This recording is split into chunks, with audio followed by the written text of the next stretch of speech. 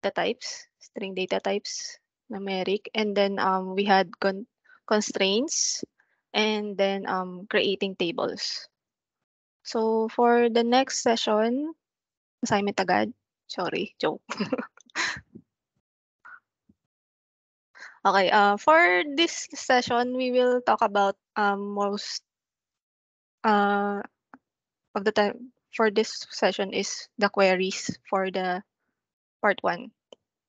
So for this session overview, we'll discuss using select statement to retrieve data, using operations to filter data, using aliases to columns and tables, using built-in aggregate functions, grouping data and adding conditions, and types of database relationship. So, so to start, we have the select statement. Select statement is used to retrieve data. So alam na natin lahat yan. I think naman kahit sa college, naturo naman sa atin. Or parang pahapiwan na rin. Parang ano sa atin, nagre-retrieve lang naman to ng data. So alam na natin lahat ito. Then the next one would be select top. Select into, select distinct. Where clause, where we use this to filter records.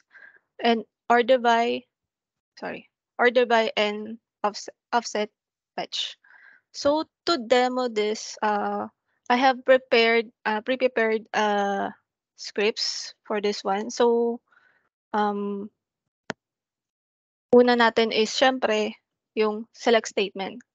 Given na yan. So alam naman siguro ng lahat na nandito na meron tayong select statement. And also to give you also sample of this, meron din tayong ganito. So napapansin nyo dito sa select statement na to, may squiggly.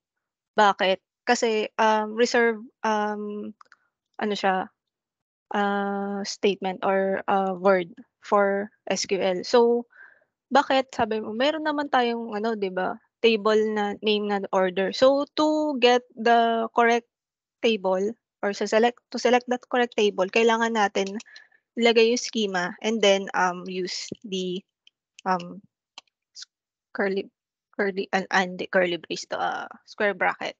So to get those most probably ma-encounter natin to sa mga ibang mga projects natin. So best practice na rin to use also schema for any select statement since most of the projects na na-handle namin, meron sila yung mga set of table names na same pero different schema. So be careful with that, guys. So yun lang. Piece of advice lang for everyone. Then next is select top. So we have select top. Um, select top is a clause used to specify the number of items to return or records to return. So for example, we have here for order, we have 830. So masyado siyang madami. But more sa mga projects natin na may related to database. So we opt to use the select top natin or depende na lang sa inyo sa mga ginagamit yung SQL kasi hindi lahat ng SQL ganito yung yung direct na statement. So merong mga may ano ako na project before na kunwari itong select statement na 'to hindi siya gagana. So may makikita kayo dito na parang squiggly line. So bakit gano'n? Eh, select top naman siya. So sa ibang ano natin meron silang ginagawa na parang select from, kunwari DBO, sabihin mo na table ganyan. Tapos meron silang, yung row num na ginagamit. So depende sa mga gagamitin ng ano natin na client, yung mga paano natin gagamitin yung select top. So may iba-iba siyang klase. So to give you example kasi wala akong SQL na iba dito. Let's see. So yung limit, one is limit, and also yung pronoun. So yan yung mga other example ng select tab sa ibang mga syntax sa ibang SQL. So MySQL, Oracle, and other Oracle syntax. So next is distinct. So yung distinct naman from the word itself, alam natin yung distinct is return the distinct values. So for example, here, para hindi na ako mag-type. So for example, sa customer, nare-return niya yung isa lang for each customer na may country. So kung makikita natin 'tong customer table na 'to as a whole, makikita natin maraming Mexico, Mexico. So sa mga clients natin siyempre, gusto natin makita kung ano yung particular data na kailangan natin na na for the rows. So yun yung isa sa mga ginagamit ko din. Then, what else? Ang di-discuss natin is yung where clause. So where clause, alam naman natin lahat na to filter records. So for filtering records, kailangan lang din naman natin yung where clause sa baba. So where, sabihin natin, first name, ay ID na lang para madali muna for now. So reserve word yung ID, so gagawin natin ganyan. Gawin natin 2. So yan. So isa lang yung ire-return niya. So later on, meron tayong makikita pa mga ibang select statement and where clause na gagamitan nito, where clause natin. Then next is select to. So select to into this one creates a new table for default file group and insert it to resulting rows from the query into it. So to explain this, kung meron sa inyo dito na nakakaranas sa clients natin na parang kailangan natin backup ng file or to clone the table na hindi natin damage yung table ng client natin, we use this select into for that purpose. So ito yung main nakikita ko lang for my personal perspective na ginagamit natin siya. So we have here the product. So iba-backup natin, lagyan lang natin ng schema. Ay, okay, nilagay ko na pala 'to kagabi. Sorry. So yan. So pag refresh natin 'tong table ko, makikita natin, oops, okay. Dapat nandito na siya. Ayan. So andito na siya. Pero difference nito dun sa nagawang table from before, kung mapapansin niyo dito, puwede niyo i-check dito yung constraints na na-discuss ni Joyce from last meeting natin. Meron tayong mga keys or primary keys and foreign keys for each table kasi related sila to one another. So dun sa ginawa nating backup ng select into, kung makikita natin dito wala siyang constraint. Yun yung kinaibahan niya dun. So wala rin siyang keys. So ano lang siya talaga purely kung check natin yung script niya to create, makikita lang natin is yung parang data type lang niya. So other than that, wala nang makukuha si select into, wala ng mga data constraints. Then next is select distinct. Ay, na-discuss ko na pala. Order by pala, sorry.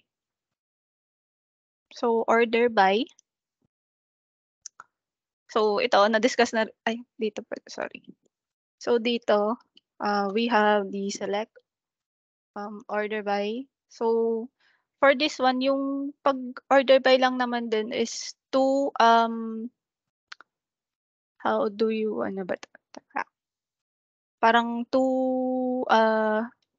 sort lang Sort. yung ating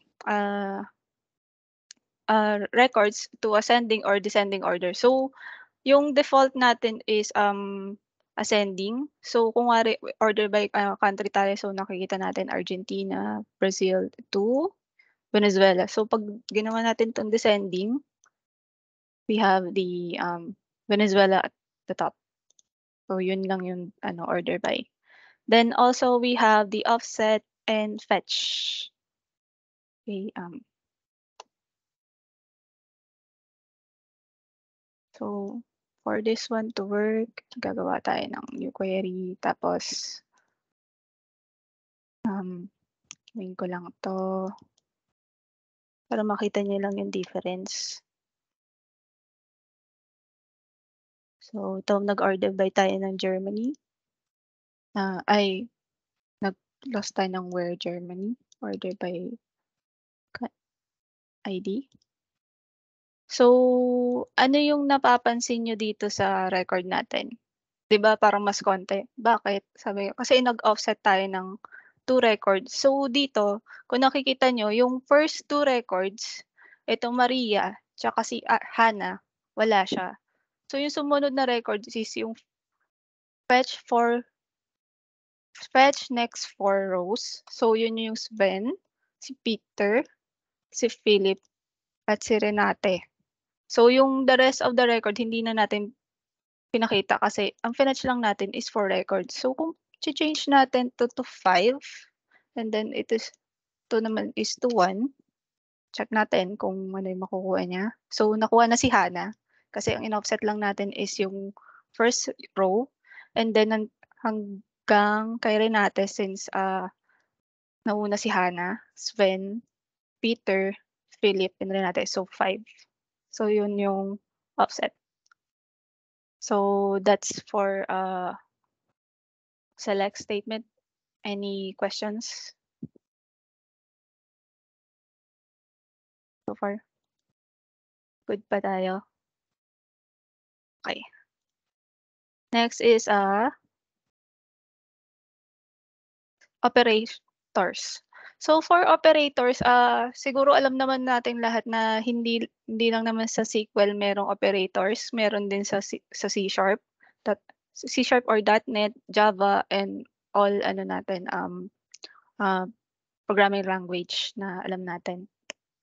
So to discuss, we have the arithmetic, comparison, and logical. So hindi na natin to isa-isahin for demo, pero to show you yung arithmetic, meron akong ginawa kagabi na parang sample lang for this one. Close natin 'to. Meron tayo ditong employee. Ako lang yung laman. So, yung arithmetic is minus yung ginamit ko. So, yung salary niya kunwari dito is 25 tapos may allowance siya na 500. So, ginawa ko dito minus. So, nagbawas siya. So, naging 24,500. So, kung gagawin naman natin 'tong addition, siyempre ang lalabas na diyan is 25,500. So, in-add mo lang yung dalawang columns. Then, next is for other operators, ang ide-discuss natin mostly is yung logical for now. So, for logical, we know naman yung and or not. And ang papakita ko lang for this session is yung like. Since I think ito yung isa sa mga useful in terms of ano, sa mga ginagamit nating pag-retrieve ng data, lalo na 'pag nasa client tayo. Kasi siyempre masyadong malaki yung database ng client natin, 'di ba? So, to give you an example, um, we have here like So dito tingnan natin, tingnan niyo may ano na rin order by, so kahit wala yan okey lang din naman. Magre-return pa rin siya, so in-arrange lang niya or sinort lang niya in order. And also since, nakita natin gumamit siya dito ng modulo, ang use lang naman din ng modulo is to, um, parang a wildcard to represent na, yung end nung order number na may 38 ang ire-return niya. So puwede naman din natin 'tong ilipat from the start, kunwari ito start nito is 54 or 5. Kung start lang yung kailangan natin, 5 lang yung makukuha niya. So kahit anong 5, nasa una ng 5, regardless kung ano yung second, yun yung mare-return natin. Another example will be, sige, para mag-ano tayo ng ibang data, hanap tayo dito, maganda. Customer ba? Okey, sige, ito first name. So ang gagamitin natin is yung wildcard na like ay yung, modulo. So titingnan natin yung may mga pangalan na nasa dulo is letter E. Like, first name, like E. So titingnan niya yung mga nasa dulo ng letter E. So lahat ng may mga dulo E sa pangalan ng first name. So meron pa tayong isa which is yung underscore sign. Dito naman yung ide-determine mo yung gaano ka ano siya sa kunwari for example sa pangalan, um, let's try this, M, tama ba? Yan, sa dulo na may M tapos may E. So regardless kung ano yung letter na nandun sa dulo, basta may letter M siya dun sa second to the last nung ano natin, nung nung first name, yun yung ire-return niya. So yun yung use ng ano, ng underscore. Then, another example would be yung may, itong isa, or like. So dito tinitingnan lang natin yung package na may numbers 2 to 5. So kung nakikita niyo yung nire-return niya dito is yung number lang na 2 until 5 sa start. Then, yung may dash sa gitna and then may period. So kung check natin yung table na 'to, so may mga ano lang 'di ba, mga different types of ano nire-return dito or, result. So kung ilagay natin 'to, makita natin meron siyang ano, yung specific na kailangan mo lang for, that type of, wildcards. Okey ba yun? Na okey na-gets naman or may questions for like? Okay, so next is exist. So exist is operator used to test the existence of any record in a subquery. So gagamit na tayo dito ng subquery ngayon. So gagawa na lang tayo, kukunin ko na lang muna 'tong data ko dito. So ito, we have the, table order. So check niya kung nag-i-exist yung customer ID na yon na may country na USA. So check natin kung meron siya nakuha. So meron. So kung napapansin niyo may subquery na dito. Alam ko ide-discuss din 'to later on sa mga ibang discussion natin. But for the meantime, ang ginawa lang natin dito is to check yung mga, customer na may ID na from USA. Then, chineck kung nag-e-exist ba siya dun sa order.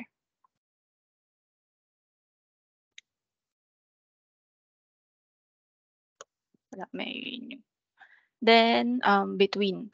So, for between, kung nakita niyo dito meron din tayo palang and, ginamit din natin yung and dito sa between. So, between and end gagamitin natin siya. So, for this one, try natin 'to.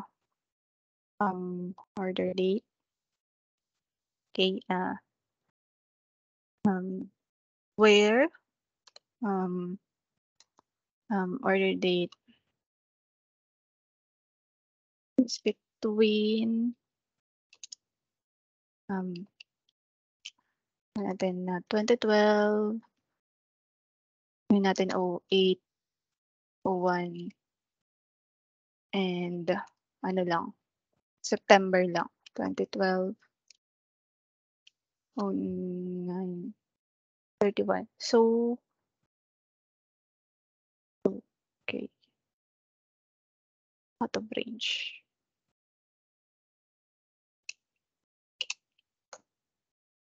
Okay, sorry, wala nga palang 31 ang September. So ayan, as you can see here, ang ni-return lang niya is yung order date na between August 1 to September 30. So kasama yung natin, yung first, in between, so kasama yung 1 dito. Then next is alias na tayo. So, any more questions sa logical? Gusto niyo pa bang makakita ng other example? So, siguro gawin natin 'tong in. So, gagamit ulit tayo dito ng subquery. So, alam ko medyo medyo maano sa inyo. So, gagamitin lang natin for the purpose of this testing. So, let's check kung meron tayong magagamit dito. Okay, where, customer ID, in, check natin dun sa table natin kanina na isa, which is yung customer. Pero dapat dito, specific to the ID. Kasi yung customer ID lang naman yung kukunin natin from that. So, pag ni-return natin, yan. So, may nakita siya ng mga customer na merong order. So, yun yung in, gamit ng in. Next.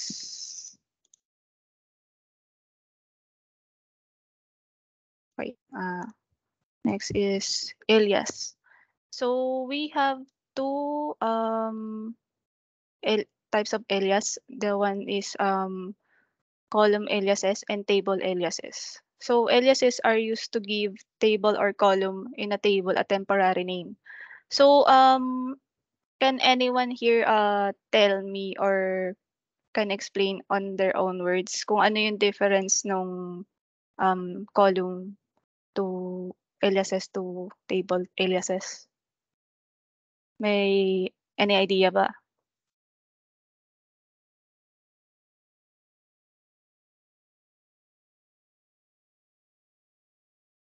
Okay, dahil walang sumasagot, may plus points po ito. Kung sino pong nauna, go. Plus points po to sa final grade. Okay, Erwin, what's your answer? Hello. Yung alias po is parang temporary name para pag magki-create ka ng query na para mas maikli yung query. For example, mahaba yung name ng table, gagamit ka na lang ng alias para mas maikli yung query and mas specific kung ano yung table or column yung tinutukoy. Okay, what about the difference naman nila sa use? Anyone? Okay na ako dun, Erwin. Thank you. Okay, John Alfred. So for me, yung column alias is ginagamit as an alias to a column. So usually ginagamit siya. Actually, use case ko sa kanya is kapag nagjo-join, just to simplify and to identify kung anong or saan galing yung column na yun, saan table siya galing. Then yung sa table din same use case. Ginagamit lang siya para i-simplify yung pangalan ng table sa pagjo-join.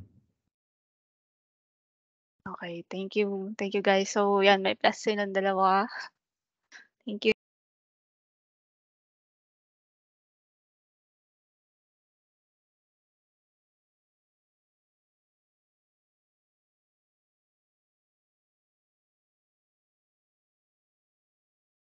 Naka-mute po ata kayo. OMG. Okay, thank you pala. Oo, sorry. Yun. So thank you to John and Erwin for that answer. Correct yung sinabi nila.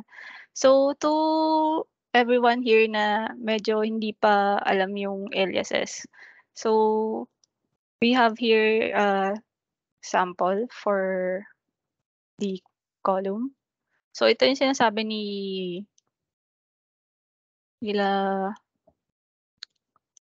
John and Erwin. So yung order number natin kanina, naging reference number siya. Then yung order date, naging date ordered. So yung total amount, naging total lang siya. So yun lang yung use nung alias for columns. Then for tables, ginagamit din siya for helpfully sorry. Helpful siya to other data manipulation na ginagawa natin for SQL other than palitan yung pangalan niya. So for example, we have here update. I think hindi pa to na-discuss pero pakita na lang din natin. Makikita rin niyo naman din to for next time. And also meron din to dun sa mga join na nasabi din ni Alfred kanina. So for example here, we have the product. So sineset niya yung unit price to unit price. Alias. So tingnan natin. Tapos sinet lang niya to 0. So yan. Kumbaga kanina, isa lang yung, alam ko iba-iba tong value ng mga to. So other example would be siguro ganito. Set natin tayo ng product name. Product name. Product name ni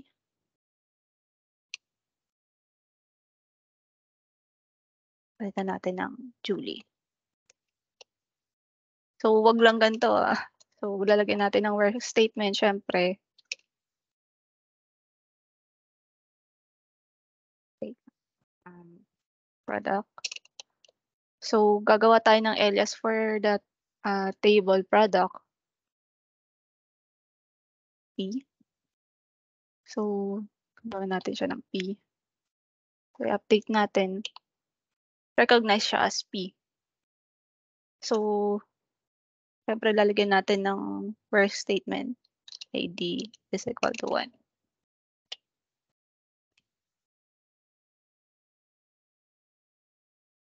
So syempre dapat isa lang yung ma-update dito. So yan. For one kanina, yung pangalan ni Chai or nung ID na 1 is Chai, dapat magiging Julie na siya.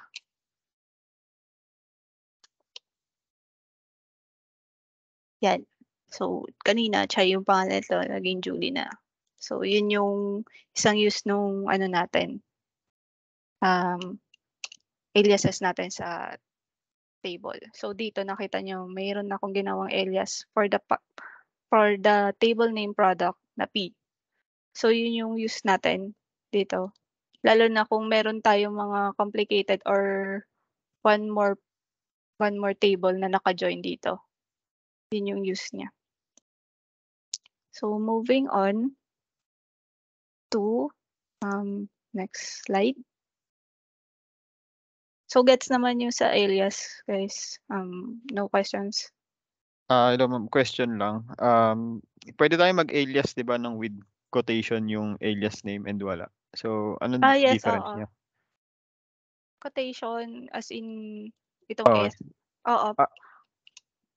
no, like product select select all from Product. product quotations single quote or double quote doesn't matter naman. P. Diba pwede ang ganyan, pwede ding wala. So anong difference niya? Sa column ko siya ginagamit pala yung Sa column, oo. Mm. Wala naman siyang I think wala naman siyang bearing kasi kung tama yung understanding ko, pinalitan mo lang yung name nung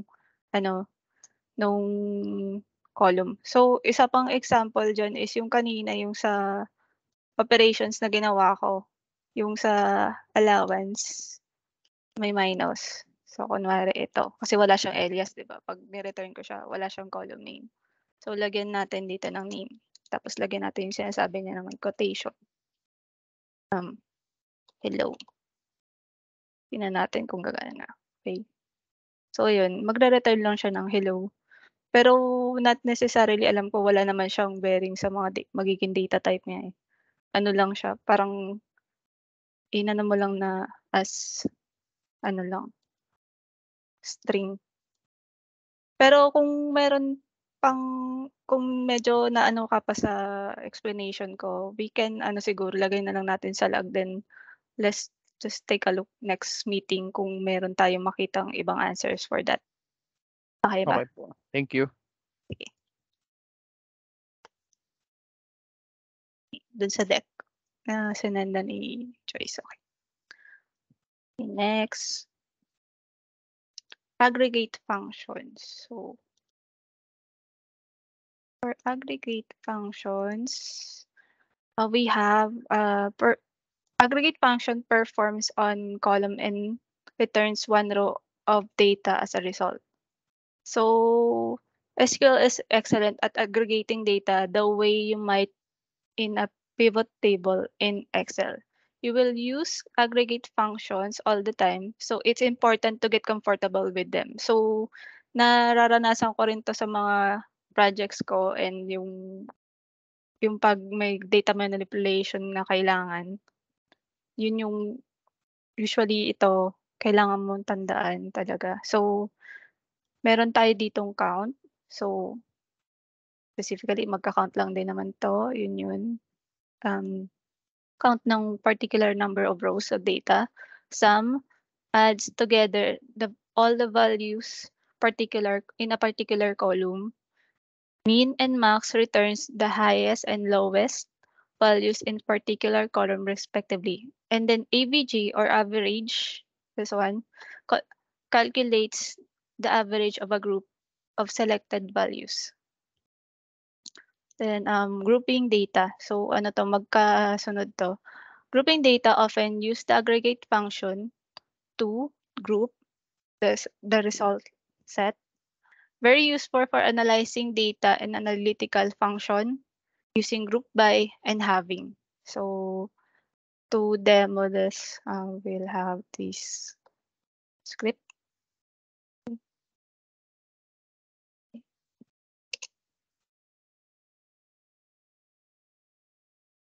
Aggregate function. So doon tayo sa count. So there are different kinds of count. Select muna tayo dito. So select all. Count lang naman yung lahat ng rows. So meron tayong 29 rows. Double check natin kung 29 nga. So 29 nga siya. Tapos yung facts, tingnan natin kung ano yung re-return niya. So makita natin may null. 13 lang. So why 13? Kasi hindi niya kinount yung null values niya. So kung makikita niyo ulit dito, meron tayong mga facts dito na null value. So hindi niya kasama yun. So facts. Same lang din naman. Then distinct. So kanina na-discuss natin yung distinct sa first part of the topic. So meron tayo ditong ika-count lang niya yung similar na facts tapos ika-count niya. So expected natin dito mas lower in number siya kung mayroon siyang difference. So wala naman siyang difference. So ayan. Let's try to distinct country. Kung meron tayo makita dito na difference. So kuwari ito country to.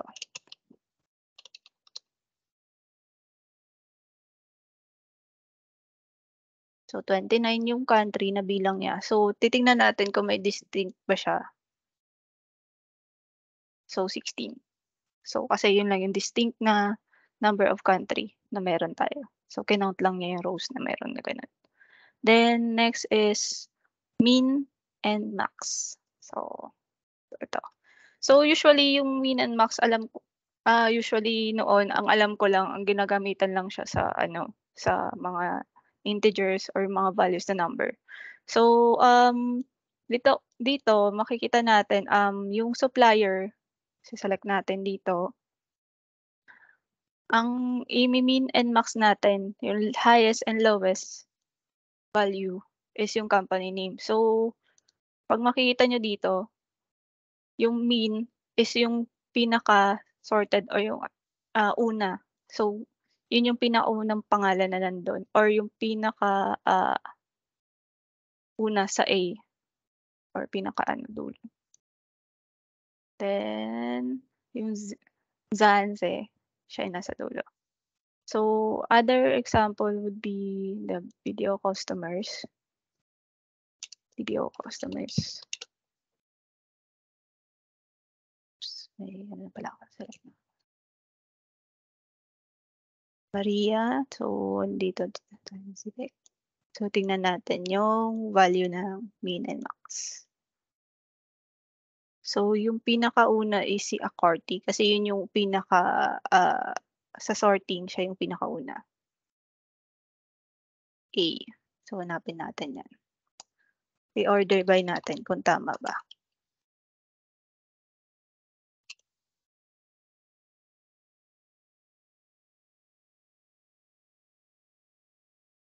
Descending check.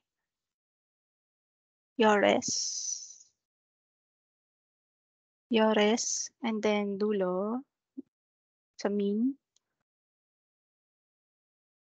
si Acorti. So tama. Any question for mean and max? Julie, may tanong ako dun sa count.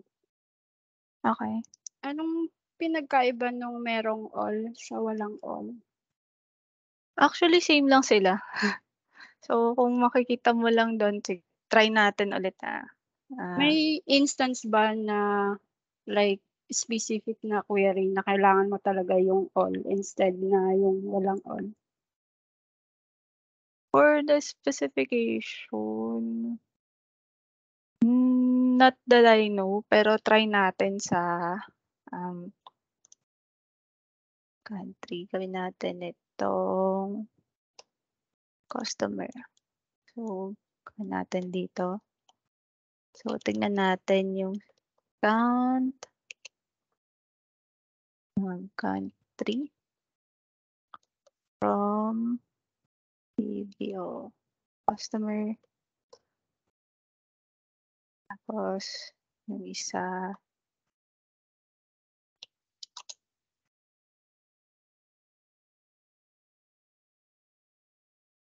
So, wala siyang difference. So, kanina rin, chinek natin yung facts.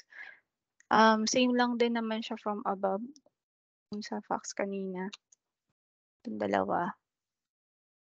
Kahit na may null value yung facts, same result din yung i-return niya. For the reason, hindi ko sure, pero pwede nating i-check yan later. So, kung medyo nalalabuan kayo dun sa select all or count all, pwede nyo ilagay dun sa log natin to verify those questions for the next topic. Any more questions? Or medyo malabo pa?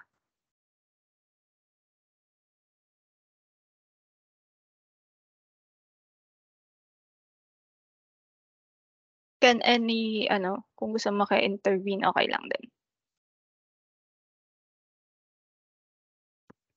Wala naman, okay naman. Okay, sige. Then, next is the average.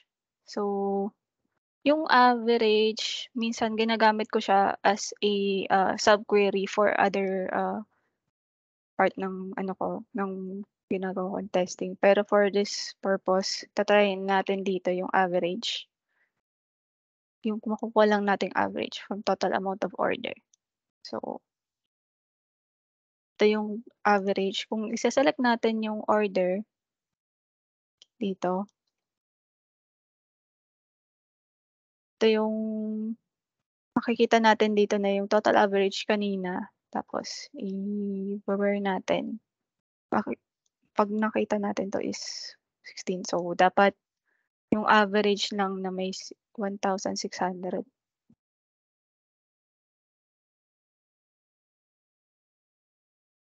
So, yung mga average lang above sa 1,600 kanina yung i-return niyang total amount for that table order.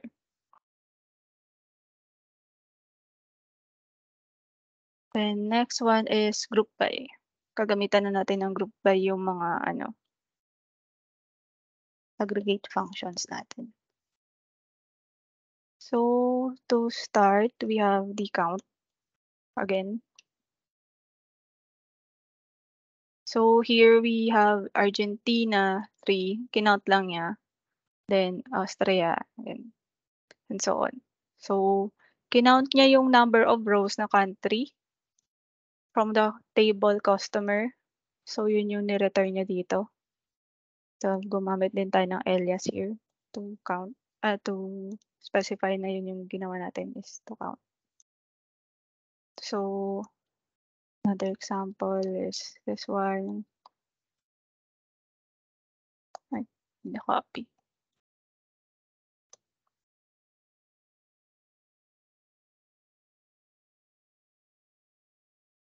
Cities. So number count lang each country by Buenos Aires. So ang ginawa niya dito is ginroup niya. So importante dito sa paggamit ng may count, then may selected columns lang is meron tayong order by. So kung itatry natin to na wala tong order by or group by, tingnan natin kung may re-return siya result. So invalid siya kasi sabi niya dito invalid select list because it's not contain either aggregate function or a group by clause. So kailangan natin yung group by. Kahit yung group by lang, gagana siya. So yung order by naman is for sorting lang naman para gumanda or luminis yung data natin sa pagkasunod-sunod. So importante dito na kung gagamit tayo ng aggregate function, tandaan ninyo na kailangan yung group by for that. Lalo na dito sa mga ganito, may ibang columns na involved. Then another example would be yung may sum tapos may mid.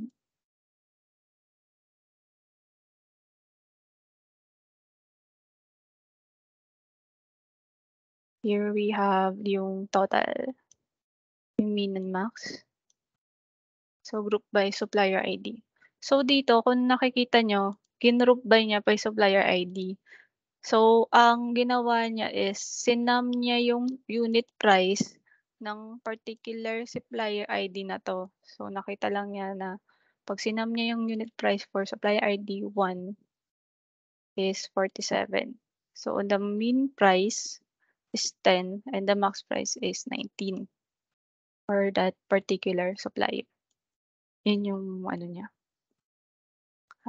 use niya. So max order, ito lang naman yung max. Then having. So for having, try natin ito.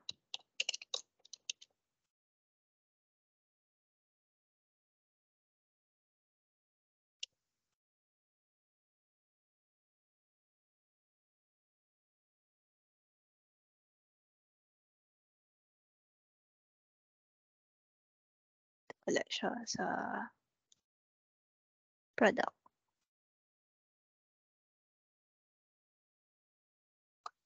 Yun natin, maganda. Order ID. So, select na lang natin ang ID.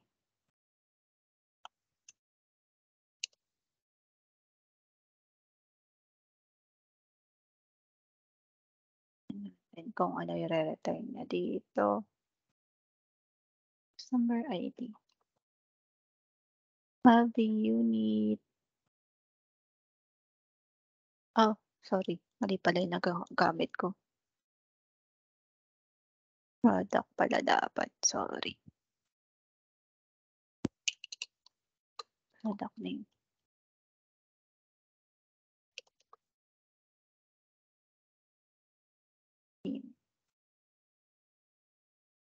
Product. Ano pala ako? Unit price. Less than 100. Let's see kung magre-return siya. So, hindi. Dahil this is contain aggregate. So, i-group by ulit natin. So, kailangan talaga natin yung group by ID. Tingnan natin kung gagana na to. Hindi, dahil nauna si having.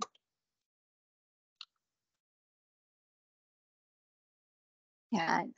So, pinag-group by lang niya yung mga may sum na unit price na 100 is less than 100. So, for this one, kung medyo nalilito pa kayo, let's try another one for here. Let's see kung meron pa tayo makita. Alam ko may total dito eh. May total kanina. May total amount. So, for total amount, check natin.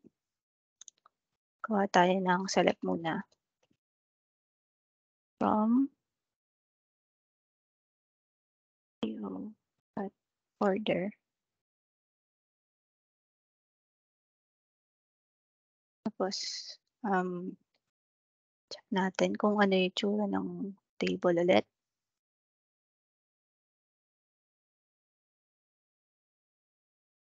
Natin, meron ba dito same? Oh, wala pala. Parehas. So, check na lang natin. Ano ba may same dito? Tingnan natin distinct. Account.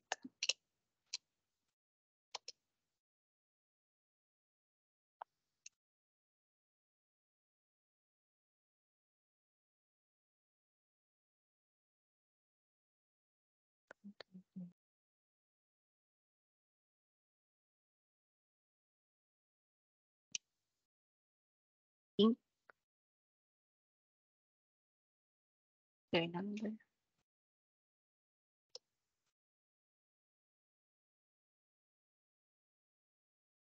$180. Same result. So, wala siyang distinct na ano. So, yun, wala tayong makitang iba pang example. So, for this one, explain ko na lang din yung ginawa ko dito. So, ang ginawa natin dito is maghanap tayo ng mga unit price na less than 100. So, ginamit natin yung isang operator na less than 100, less than dito. Then, for this one, ginawa natin is i-return lang niya yung ID and product name na yun for that table. So, kung gusto nyo pa makita, magdagdag tayo dito ng unit price. So, syempre dahil mag-error, kailangan nating i-add yan. So, importante dito guys na kung mag-group by tayo with using having, yung select na column natin dito is same with the group by. So, kung wari, ito lang, select ID lang yung ginawa mo, pero nag-group by ka ng ID product name. Ay, gumana siya. Yung ano, yung dito pala, sorry. Yung dito. Alam ko dito mag-e-error siya. So, kailangan kung ano yung sinelect mo, yun yung i-group by mo sa part na to. Any questions or clarification? Wala kasi ako makitang table na iba eh. Sorry. Pero ano, kung may makita ko, pwede kong i-share next time. Any more questions? Clarification or medyo late pa? Okay. Wala. Quiet natin. Sige, next is understanding database relationship. So kanina discuss natin yung mga different aggregate function, mga select statement na ginamit natin. So kung napansin nyo dun sa mga tables doon, yung ginamit natin aside from employee, kasi ano lang to, inad ko lang, lahat sila may relationship. So na-discuss naman ni Joyce no nakaraan yung mga parts ng constraints. So for this one, makikita nyo dito sa relationship niya, meron siyang connection between all the tables that we have. So for customer, umorder siya. So nagkaroon siya ng record for customer ID. So for that customer ID, possible na magkaroon siya ng maraming order, pero isa lang yung ID niya. Hindi siya pwedeng magkaroon ng maraming ID. Ibang tao na siya pag ganon. So yun. Other than that, other explanation for that siguro ipakita ko na lang din kasi wala siya dito. Yung relationship. Nung last time na discuss ng briefly yung one-to-one, one-to-many, and many-to-many. So this is a brief example kung ano yung itsura ng mga yun. So one-to-many. So maraming sales for particular customer name or vendor sa particular sales product. Then many to many. This one is many products to different shops. One to one, ay wala tayong mapakita dito pero dapat single record lang din siya within that table relationship niya. So ayun. Ito lang yung yung understanding of relationship. So ang ginagamit natin for relation ng each database is yung ano natin, yung mga ginamit natin constraints, which is yung foreign and primary keys. Any questions on that?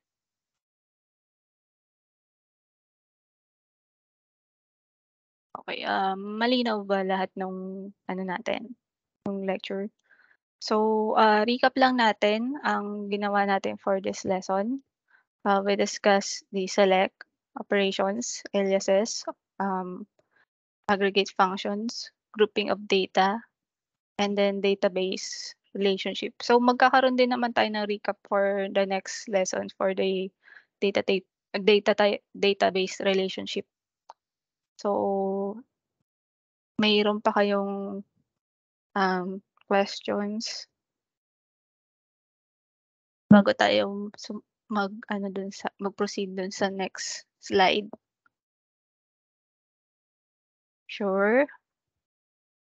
Are you sure? Okay. Okay, next na. Wala na. We have an assignment. So wala nang questions, pero joke. Okay, for assignment natin, discuss ko lang briefly. Wala dito. So, I think naman lahat may ano na, yung mga requirements na sinabi ni Ken. Mayroon pa ba ditong hindi nakapag-install ng SQL or nakapag-gawa ng account sa GitHub? So, I expect Lahat naman yata meron. So, ito ise-send ko rin naman 'to later on sa email natin. Then, yung assignment natin, explain ko lang muna. So, for our assignment, for number 1, write a query that returns customer order records with the following criteria. So, may criteria. Gagamitin natin yung mga inaral natin for today. So, yung use the table order to query the result. Then next is list customer ID with total number of order for the year 2017 and 2018.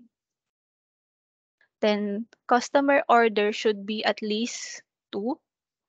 Orders should not have have been shipped yet, and fields to return customer ID and order count. That's for one select query for that number 1. Then another is write a script with the following criteria. Create a backup for that product table with the format table name underscore year, month, date, and exclude records with model year of 2016. Use the backup table. Raise the list of price by each product by 20% for Heller and Sun bicycles. So meron tayong ano dito na i-manipulate natin yung data, while 10% for other brands. So any questions on this 2 assignments? Single query din po yung number 2. Oo, single query lang din yung number 2 for this one. Kahit ano dun sa mga na-discuss kanina, pwede niyong gamitin as long as ma-satisfy yung lahat ng criteria na nandito. Yung itong A and B, ma-satisfy siya as 1 criteria. Yung buong select statement niya. Then for this one, ganun din. Doon sa 1, ganun din. So kindly submit your answer by creating GitHub repo. Push your changes to it and share the URL to the proctors. So, nandito yung sample. Lalagyan na lang dito siguro, hindi exam, assignment number 1. So, Ken, is there anything you would like to add pa? I think wala naman yung covered everything na. Oo. So, yep. Also, deadline for the assignment is on Monday, 12 noon. So, later than that will be late. Tama ako, right? Di ba, Ken? Late Yep, na siya. So, may minus Deduction. deduction. Yes. So, may deduction. So, I think mahaba naman yung time na yon. You can do it on weekend. So, siguro naman walang malilate. And I think kung may questions pa kayo regarding sa lesson na natutunan natin for today, pwede nyo kaming itap anytime. I'm available until 2 a.m. today. Until ganun din. Same as from Thursday and Friday, 5 p.m. to 2. Online na ako. And I think ganun din yata si Joyce. I think. Yes. Oo, same lang kami ng schedule. Si Ken lang yung medyo naiba sa amin ng schedule. So, kung mas earlier yung pasok nyo, pwede nyo i-tap si Ken kasi mas nauna siya mag-online sa amin kung may questions pa kayo. Then itong script naman, don't worry, i-email ko rin naman ito kasama to dun sa assignment. So, no need to screenshot this naman. So, isa-send ko to later on after ng meeting natin.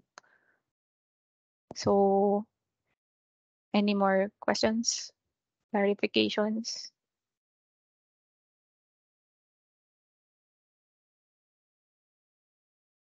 And yun, thank you guys, I guess, for attending this meeting, session 2. And I hope may natutunan kayo. I guess merong Wala